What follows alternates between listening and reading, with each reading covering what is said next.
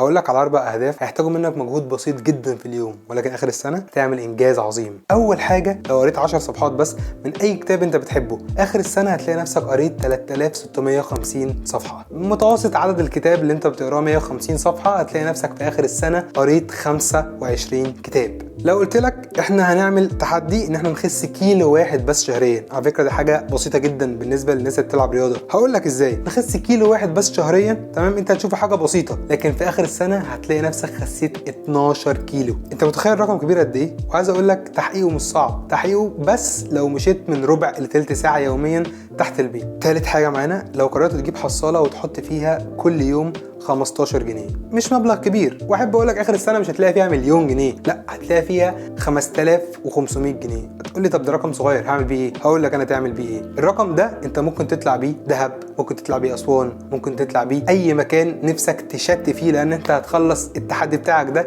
يوم 31/12/2023 كمكافاه لانجازاتك خلال السنه. المثال الرابع واهم مثال، انا شخصيا اتفاجئت لما حسبتها. لو قريت او حفظت من القرآن الكريم ايتين فقط يوميا، ايتين، اخر السنه هتلاقي نفسك حفظت 730 ايه. طيب يعني ايه 730 ايه؟ يعني انت حفظت البقره وآل عمران والنساء والمائده. مبروك، انت حفظت 6 اجزاء. السلام عليكم.